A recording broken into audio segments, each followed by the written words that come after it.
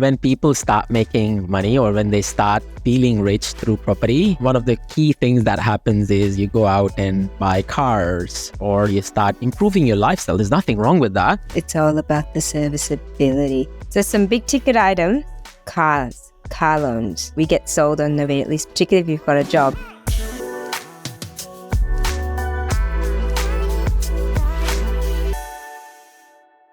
Hello and welcome to Helpmebuy Property Podcast. Today we are talking about part 2 of key life decisions that's going to impact your investment journey. Now in part 1, we talked about first property, first home buyers, principal place of residence, over-investing, rent vesting, using guarantors, buying properties with relatives or friends, getting married, having kids. Second episode is packed with information around changing jobs. How do you manage those transitions? How do you get cars, put kids through, private schools, student loans, study loans, moving overseas, downsizing, moving in with parents, renting your own place while claiming principal place of residence benefits. All of these are the information that we're going to talk about in this episode today. So stay tuned till the very end, getting all the golden nuggets. Thank you for listening to us today. Okie dokie then. So we've talked about living together. We've talked about children. The other big life change would be changing jobs. There are various different scenarios when you talk about changing jobs, right? And, people who are working in a PAYG income or pay-as-you-go income, let's play out various different scenarios and we'll talk about various different scenarios and go into a bit more detail. One is about changing jobs in your own industry. And so you are an analyst and you are still working as an analyst and you get a better opportunity and you jump. Nothing wrong with that. That's fine. The bank still looks at the continuous, job that you went from one to another. Even if you're made redundant and you find a job 2 months later, the bank would still, in the same industry, the bank would still see that continuity in your jobs. So, usually those are fine. Where changing jobs becomes really tricky is where you're going from one industry to another industry on a new job. Or you're going from a PAYG income to a sole trader income, like a contractor ABN, or you're going from a sole trader income to a company income. Again, people think that, it's just ABN to ABN, it shouldn't really matter. And so all of these instances basically puts a reset to your serviceability, and a lot of people don't know this. So if you're going from a PAYG to a sole trader, the bank looks at it as, even if it's the same industry, the bank looks at it as you have started your own business. And typically there is 12 months to 24 months of delay or stop that the bank would apply to you in order to you getting access to any borrowing or any debt or any equity refinance per se. Even if you own a debt already or you own a house, getting that refinance becomes quite difficult as well, So these days, some of these banks have started, looking at some of these circumstances and have provided some of the exceptions. And of course, there are lenders out there who might charge you a bit of risk premium to provide you a product, but majority of the banks would see that as you doing a separate job if it's a new industry, or a separate business if it's a sole trader income. And even if you're going from a sole trader to a business income, like a company that you've set up or a trust that you've set up, and now you're going to just change structures running the same business, the bank would ask for 12 months of financials or 24 months of financials in order to basically service anything that you do or for any borrowing that you're going to request from these banks. Yeah. And so, talking about particularly sort of running your own business, keep in mind, make sure you start to pay yourself as soon as possible. And I know this is sort of easier said than done, especially when you're building a business, but it's really important that you have an ABN with GST so that there are options for you. So I'm not saying that you can never borrow. Like, there are low options available, right? But there are going to be certain requirements to qualify for that as well. So again, it all comes down to the planning. Definitely, if you're working in a job and you've got these longer term plans of exiting that particular job, right? Have at least sort of a 2-year plan for that, so that you can set up the structures so that when and if you've got investment properties that are giving you that income in that other entity, then at least you sort of go, I'm not necessarily going to kill my serviceability. It's just going to look a bit different, but at least you make that transition from, working for someone in PAYG to another sort of income. So have that plan in place. Everything's about planning. It's incredible, but it's true. Like otherwise we're going to be living day by day, and then we sort of have more challenges that pop up. Yeah. And some of these things are so simple, right? I always say to people, if you are planning, if you have an entrepreneurial bone in you, just keep an active ABN. It's not going to cost you anything. It's just, zero BASes that you have to submit. You can do it yourself, or you can ask the accountant to do it. It's such a simple thing to do. There is nothing wrong with that. There is nothing illegal about keeping an active ABN. You are there in anticipation that you're going to run the business, right? And so, the longer the ABN, the better it is. There is this concept of shell companies. I don't know, a lot of people would potentially don't know about it, but a lot of successful investors, a lot of high net worth investors always have, what they call it is shelf companies, the companies that sits in the background, does nothing, but it just remains active, and it's brought out for putting your name or a new business to it, just to show that, this business has been running for 2 years, 3 years, 4 years, right? So a lot of people are scared of opening up companies and saying, oh, I'm going to pay an extra $500 to a tax accountant or an accountant to hold these things. When you are thinking of running a property investment as a business, then these are not expenses, these are investments, and you would need these as you grow your portfolio quite significantly and quite successfully. Yeah. So, speak to your accountant, speak to your broker, and if they know each other, even better, so that they know what your plans are. It's part of your A team. We talked about this in other episodes, like build that A team and people who are going to be advocating for you and know what your long-term goals are. What's next after this? Like change jobs, you start a new business, then what are the other big things that we need to be aware of in terms of impacting our investment in property? Naturally, when people start making money or when they start feeling rich through property, one of the key things that happens is, you go out and, buy cars, or, you start improving your lifestyle. There's nothing wrong with that. You're improving your lifestyle by putting kids through private schools, for example, or, student loans or study loans. I did my MBA, while I was investing. It was, one of the best investments that I did, but one of the most bloody expensive investment. It costed me about $110,000 just to do an MBA, right? And so how do you go about navigating through these things which are a hit to the discretionary expenses, and how do you ensure that you navigate through these without impacting your serviceability? $1 million question. It's all about the serviceability.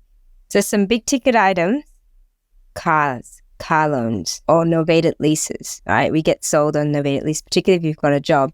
And if your company that you're working with has this novated lease and you're excellent, it's like also the negative gearing thing, because you're told you pay, pre-tax dollars, and especially if you're earning too much. Such a sham. Yes. Because it affects your serviceability. What is, in your opinion, because we're not giving advice, what is, in your opinion, a better, smarter way of purchasing a car, still being able to buy property, as well? Since the day I started running business, I've always bought cars under company names. I've always held credit cards under company names. It's the easiest way to shift the debt from your own self to a company that is not going to be linked to you. Okay? You don't need a fully operating company, even if a business is doing $10,000 a year, and if there is a need for the car in that business, you can allocate that car to that business. It's just as simple as that, right? And so, I'm a big advocate of people doing something on the side, a side gig, drive a bloody Uber, register an Uber account and register a car to that, right? There's nothing being ashamed. You don't have to be ashamed of doing something as you are, going through the grunt and building your life, right? Or property investment life cycle that you're following through. So using some of these smarter ways to park the cars, the credit cards, student loans, study loans, there are various different ways that you can navigate through a lot of these things without hitting your own personal serviceability all the time, right? I remember when I did my MBA, I actually went to my employer and say, look, you need to pay for this. You need to pay at least 50% of this, right? And so be into that negotiating power, right? Don't just take everything on your own go. What I agreed on is, I still remember I got my employer to pay 50% of it. But I said to my employer, how about you pay all of this yourself and I'll pay you back, right? So it does not show up on my HEX loans. It does not show up anywhere else, and so I can navigate through the serviceability that way, right? It's as you were saying, it's all about planning. It's all about being proactive, about thinking that how is this going to impact when a lender looks at my bank statement, or when the lender looks at, my HEX statements or my tax statements, and how are they going to respond, in relation to to some of these debts that are, unsecured debts that are sitting on your balance sheet. Yeah, and I think that's a really clever strategy of doing that. I mean, most people when they're talking about their student loans, I would say a fair amount of them are not thinking of property investment, and so not really even thinking about whether they're HEX debt or it's going to impact their serviceability. So you're listening to this, now you know that strategize. Make sure that you go, oh, I'm aware of that now. Speak to your broker. Brokers, make your brokers your friend. And if they're a great broker, they'll be able to tell you what is impacting your serviceability. I mean, we had a situation where, so we have insurance. So, our life insurance and all the different types of insurances. And a portion of that we were paying that was not part of our self-managed super. So it was coming out of our tax dollars. Our finance broker basically said, actually, why don't you, look at whether you can absorb this as part of your self-managed super, because a lot of super does cater for insurances and things like that. And so we ended up doing that, and it made a big impact on our serviceability. So, if you've got a great broker, they understand all these different levers. It's even, buying, like I said, buying cars, take it out of the novated lease. It was a company car that we were going to be using for meetings anyhow, and going to site. So it was, it's being clever about where you allocate those assets, I guess, and expenses. And how about if someone already has a big HEX debt, I think it's called help these days, so this shows how old we are. Help desk, no, HEX debt, and a help debt.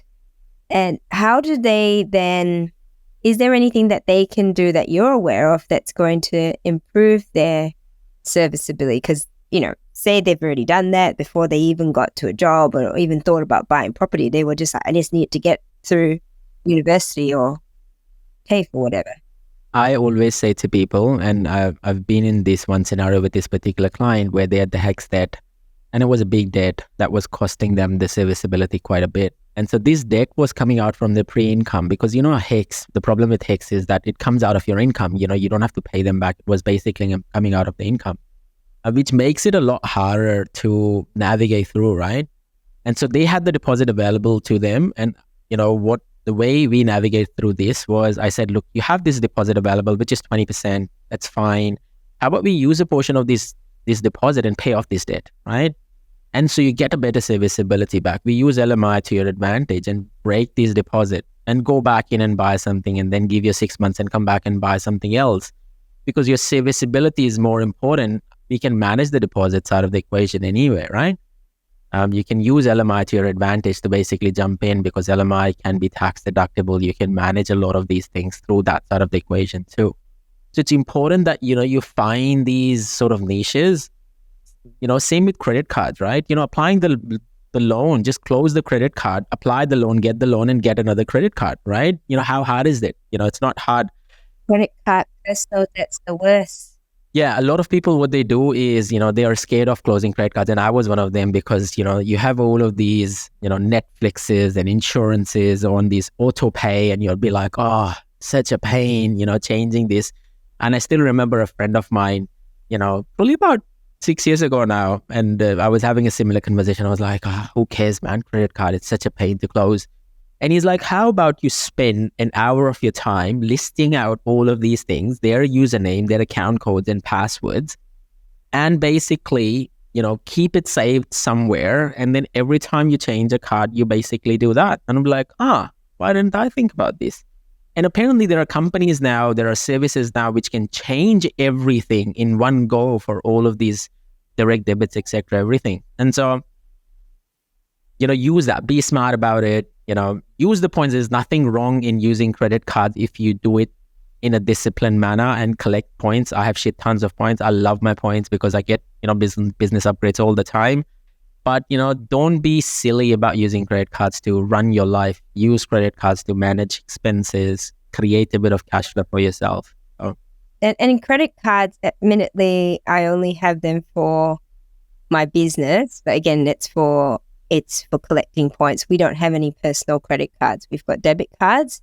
So make sure that we've got money in the account, because for that reason, as disciplined as you may want to be, there's always the temptation to go, "Oh, we'll pay it off. We'll pay it off. It's fine. It's fine." And we've always paid off our credit cards because we were disciplined. But then that $2,000 limit that we had still impacted our serviceability. So if you want to be able to max out and be able to accumulate as much as possible, look at all the different ways to be able to maximize the serviceability, reduce your expenses. I don't think you can outsource any of your children. So there'll still be, there will be still an expense as long as they're dependents. But there are other things that you can definitely do. I think private school fees are an interesting one as well, right? So, a lot of parents who have their kids going through private school, it's a big dent to your serviceability. It can almost shave off nearly, because it's almost like $30,000 to $40,000 a year of your disposable income, which basically means that it would shave off close to about $200,000 to $300,000 in serviceability in some instances, right? So it's a big, big debt. And one of my clients did a really crazy thing, and I still remember it. And again, I don't say this out loud that, I don't condone it, or I don't say go out and do this, but he paid the school fee up front in advance through a credit card, and then closed that credit card as soon as he paid it off, and then voila, wasn't showing up in his profile. Like, wow, okay. And so it's a very interesting trick, right? So right, obviously he still had to pay the credit card, but of course, yeah, 100%. And so credit card was showing up. Okay, and then he got all his points as well. Yep. Yes, correct. And so it was an interesting trick to do and use. And so you said, okay, I've paid my credit card, I've closed my credit card, and that was the story he sold to the bank. Whereas, the trick that he played was he closed the credit card before he paid the school fees. And can you do this every time? No, potentially not. But, there are ways to be creative around a lot of these expenses. Some of these are which you can't bypass, like school fees, etc. How do you go around navigating some of these things, especially when you are ready to buy a property? You need to almost think 6 to 8 months ahead, because that is the life that comes into focus from a bank's perspective. Yeah, absolutely. The last one, and this is something quite new I've been hearing, and a lot of my clients have started moving overseas. I have a client who moved to, KSA, Saudi Arabia. One client moved to Dubai. Few clients moved back to Malaysia, Singapore. So there's heaps of them. And it's not that they don't have jobs. They're still working for Australian companies. It's just the beauty of, working hybrid these days, where, you can relocate and work somewhere else. Bali. Everyone Bali. Yeah, everyone is Bali. Yes, Bali is another one, right? I think a lot of this is because of, the tax havens that are created outside Australia, right? You don't have to pay taxes. Your disposable income goes up. You get a housemaid and a driver, and you can travel more, and, there's a lot of perks in you moving overseas, of course. If we're going to Bali, Mox. So the question here becomes, and this is coming in from personal experience, right? Every time you go overseas, even though your income is Australian income and you're working in Australian dollars for an Australian company, the banks would shave your income by almost 20 to 30% right away. Right? Even though it's the same money that you're getting in overseas. And so I always say to people, use your serviceability before you go overseas, because that serviceability is going to disappear. I haven't done that before. So what's the reasoning behind that? From a bank's perspective, look, you're not paying taxes, but you might decide to come back and, that's the 30% tax that you would pay. And so that's how they naturally they provide a risk margin towards it. The other reason also is that, it might be in a different currency, US dollars to AUD, for example. And so there might be fluctuations within the dollars. So, they have to allow for some of these fluctuations. And, that's why they shave that income quite, aggressively as well. But it's more serviceability. It's borrowing capacity, but it doesn't necessarily mean, it just means you can borrow less. But the truth is, if you've got a massive amount of income, then you can just keep paying it off. That's okay. Yes. The thing that happens is, especially when you're going overseas, like, I'll talk about this particular client who went to Dubai, they were actually going in and making more money, but they were getting less loan from the bank or less debt from the bank because they moved outside, right? It's almost like it was a double whammy that they could borrow less than what they could borrow here while they were getting paid more there. So clearly the drop was more than 30% in this particular scenario. And so while you know that your income is going to be higher when you move overseas and you will have more disposable income available to yourself, you can be in that sort of, increase your risk appetite and go and overinvest slightly more because you know that you can, manage that overinvestment anyway because you're getting this massive jump of you're not paying any taxes, right? And so people don't proactively think about this. Understand that as soon as 180 days passes of you being outside of Australia, everything becomes non-resident, right? So again, speak to your tax accountant, speak to your broker as to how do you manage around some of these things. Well, when you have the assets and you're non-resident now, what happens to those assets? Those assets still can stay in Australia, but you cannot come out and buy anything new because you might trigger FIRB or non-resident taxes, etc. All of those nuances that shouldn't happen because you're still, permanent resident, etc. Right? That's definitely an interesting one with everyone flying around, moving overseas and residing in different areas. I would say the last one I'd love for us to cover is towards retirement age, when we start to downsize.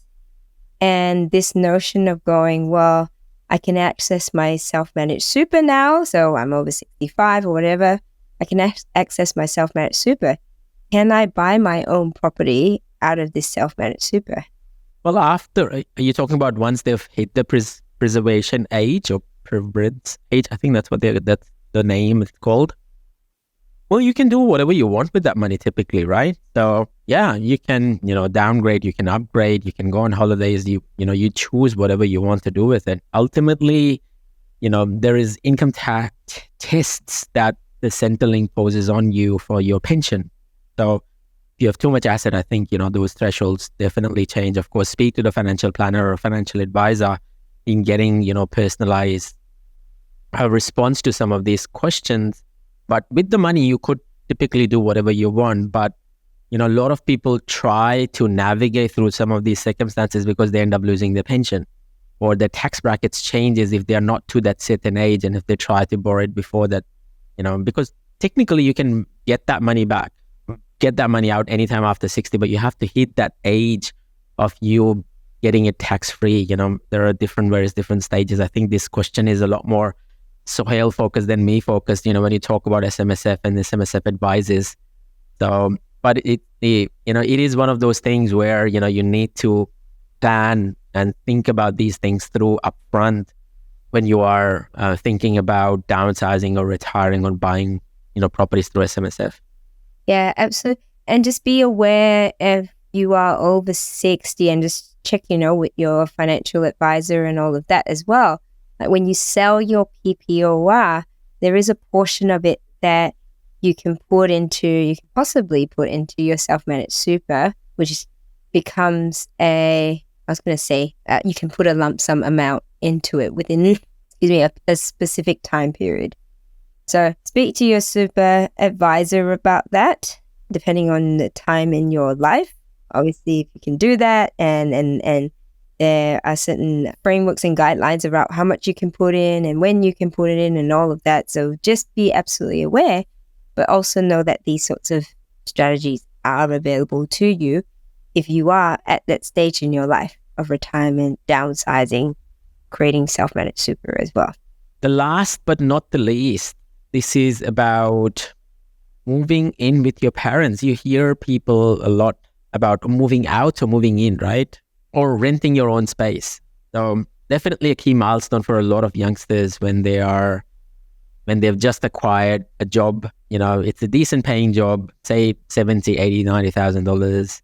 And the first decision that they make is, I'm going to move out and, go out and get my own place. And I always say to these people that if you have a deposit saved at that time, because you should be saving, right? If you're living with your parents and if you have a good discipline, you should be saving somewhere between, $5,000, $6,000 a month, right? If you are earning $80,000 or $90,000 a year, for example.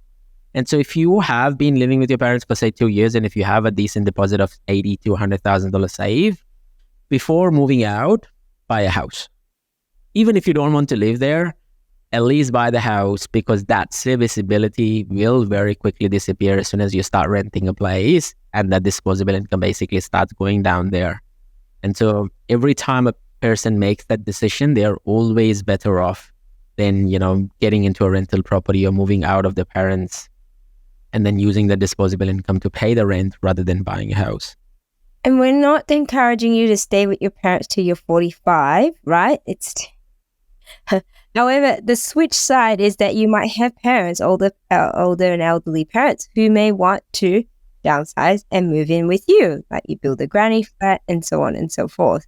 So just these are always different ways to be able to look at how that looks like. I know for ourselves, my parents built an extension to our house, and so that we could look after them, they could look after us, and it's a cultural thing. It's not, we don't mind, but we're seeing more of this because people are more open to sharing their space with extended family because of the cost of living as well. So I think there's always ways to make things work. And if you're sharing the expenses of a property and there's food and everything else, it works quite well for us, but doesn't necessarily work for everyone. But it is something that allows you as a family, not just yourselves, to be able to move forward as well. Definitely. Look, my parting words would be that, life evolves.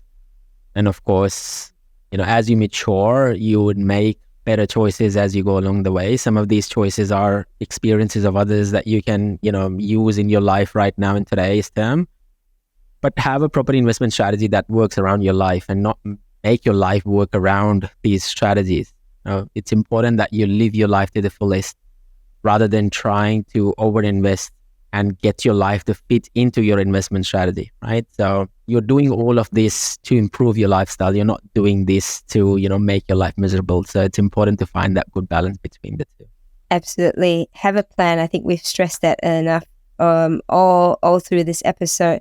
Have a plan, have a strategy. If you don't have one, obviously speak to your advisors, a professional in that space, so that you can come up with a plan for how you get there.